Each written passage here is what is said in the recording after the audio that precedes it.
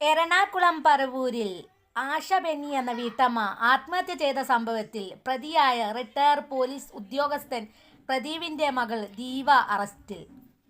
ആത്മഹത്യാ പ്രേരണ കുറ്റം ചുമത്തിയാണ് പ്രതിയെ പോലീസ് അറസ്റ്റ് ചെയ്തത്. ആശ ബെന്നിയുടെ കുടുംബത്തിന്റെയും അയൽവാസിയുടെയും മൊഴിയുടെ അടിസ്ഥാനത്തിലാണ് നടപടി. ആശയെ വീട്ടിലെത്തി ഭീഷണിപ്പെടുത്തിയവരുടെ കൂട്ടത്തിൽ ദീപയുണ്ടായിരുന്നുവെന്നാണ് മൊഴി.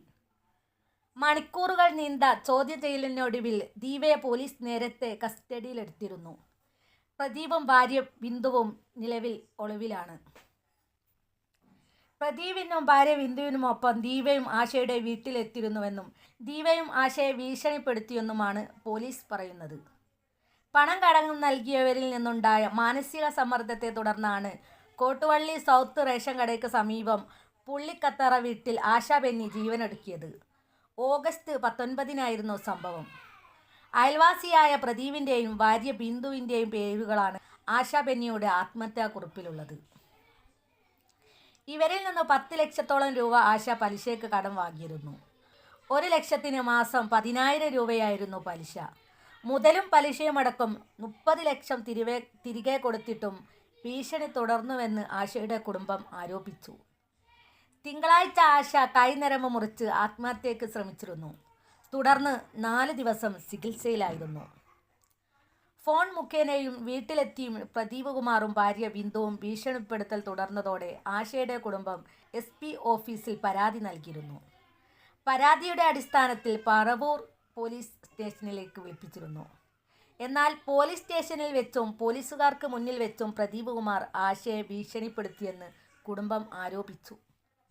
കഴിഞ്ഞ ദിവസം രാത്രിയും പ്രദീപ് കുമാറും ഭാര്യയും ആശയുടെ വീട്ടിലെത്തി ഭീഷണി മുഴക്കി.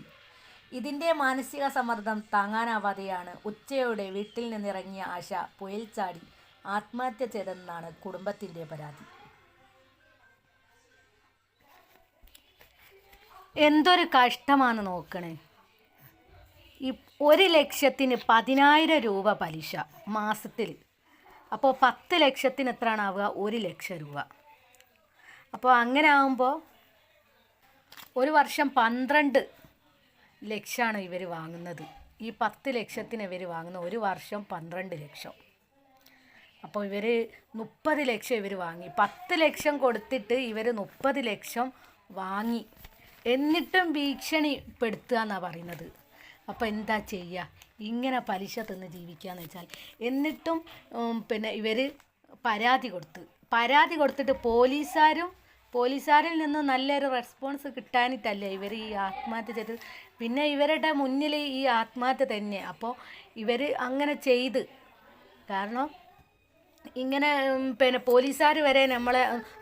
പോലീസുകാർ വരെ ശ്രദ്ധിക്കുന്നില്ല എന്ന് കാണുമ്പോൾ പോലീസുകാരെ മുന്നിൽ നിന്ന് തന്നെയാണ് ഇവർ ഇങ്ങനെ പറഞ്ഞ് ഭീഷണി മുഴക്കിയെന്ന് പറഞ്ഞാൽ അപ്പോൾ പിന്നെ ഇവർ എന്താ ചെയ്യുക? ആരോട് പറയൂ? അപ്പോൾ ഇവർ ജീവൻ അങ്ങ് പോക്കി.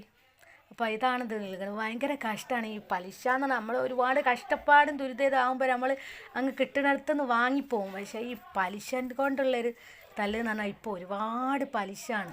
ഒരു ബാങ്കിൽ നിന്ന് എടുത്താലും പലിശ, ഭയങ്കര പലിശ. ഒരു ബാങ്കിൽ നിന്ന് നമ്മളിപ്പോൾ 1 ലക്ഷം റുപ്യ 2 ലക്ഷം എന്തെങ്കിലും അത്യാവശ്യത്തിന് എടുക്കുകയാണെങ്കിൽ അതിന് നല്ല പലിശയാണ്. 12-13% പലിശ അങ്ങനെ വരുന്നത്. അപ്പോൾ മാസത്തിൽ നമ്മൾ കുറച്ച് പൈസ എടുക്കുമ്പോൾ നല്ലൊരു സംഖ്യ ആവും പലിശ തന്നെ.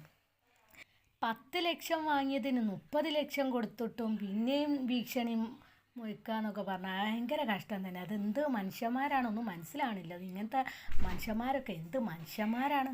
ഓ